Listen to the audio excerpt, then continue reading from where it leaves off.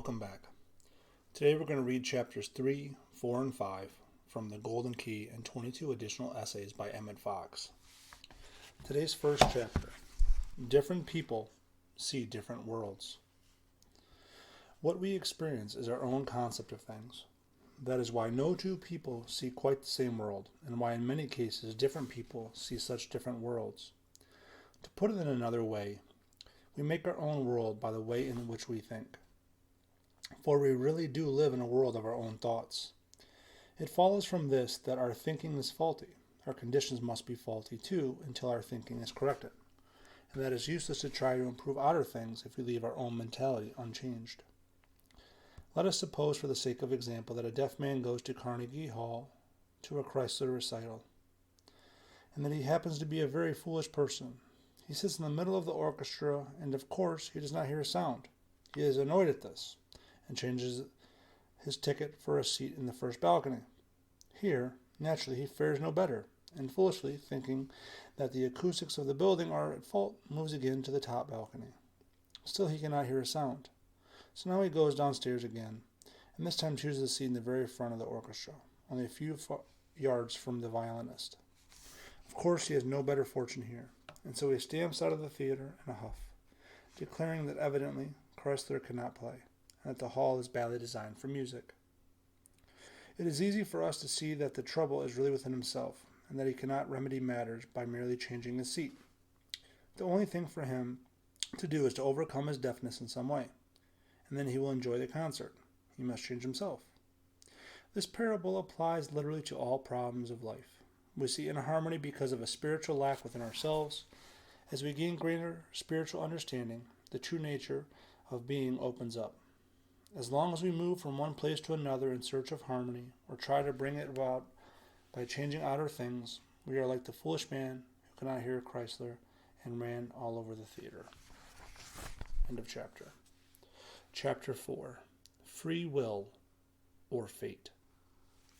The capriciousness of destiny was a favorite subject with the old-fashioned novelists. In their 3-volume world, people's lives were at the mercy of trifling accidents from day to day. A person's whole life was spoilt because one letter was stolen or went astray. The hero rose from obscurity to wealth and fame through meeting a casual stranger in a railroad car or through saving someone from drowning at the seashore. One false step ruined an otherwise promising career. One turn of fortune's wheel solved all problems for someone else.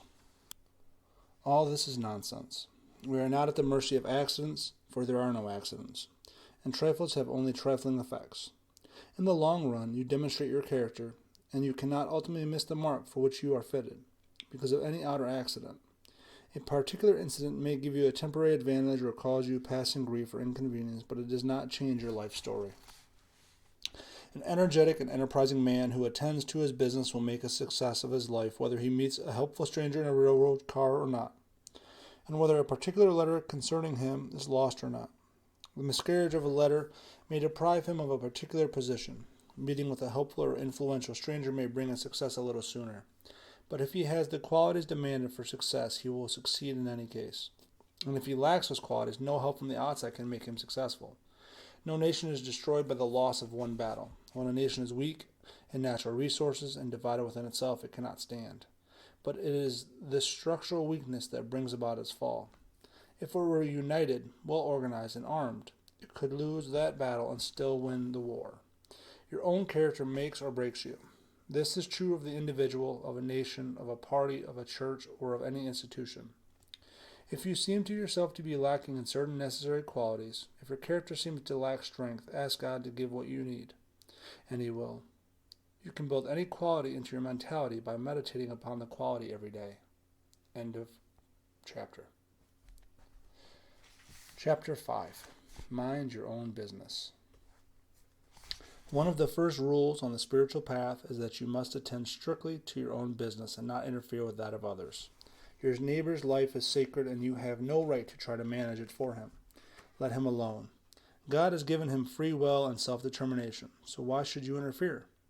Many well-meaning people are constantly, quote-unquote, butting in to their neighbors' lives without invitation. They pretend to themselves that their only desire is to help, but this is self-deception. It is really a desire to interfere. Interference always does more harm than good. Actually, those who mind other people's businesses always neglect their own. The man who wants to put your house in order has always made a failure of his own. MYOB, of course. This does not mean that you are not to help people whenever you can. In fact, you should make it a rule to try to do at least one kind act every day, but you must do it without interfering or encroaching. When in doubt, claim divine guidance. It is always right to give your neighbor the right thought. Under any circumstances, it can only do good to golden key him when you think of him. Don't fuss. God is running the universe. End of chapter 5. Thank you so much for listening today. We look forward to seeing you again soon. Have a wonderful and beautiful day.